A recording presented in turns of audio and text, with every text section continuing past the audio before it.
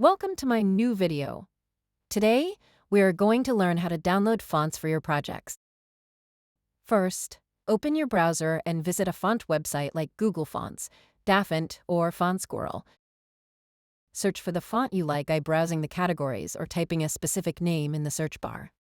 Once you find the font, click on the download button. The font file will be downloaded in a zip format. Next, extract the zip file by tapping on it and selecting Extract. Open the extracted folder and locate the font file, which usually has a ITTF or ITF extension. Tap on it and select Install to add the font to your device. And that's it. Your new font is now ready to use in your editing apps or projects. If you found this video helpful, don't forget to subscribe to the channel and hit the bell icon. See you in the next video.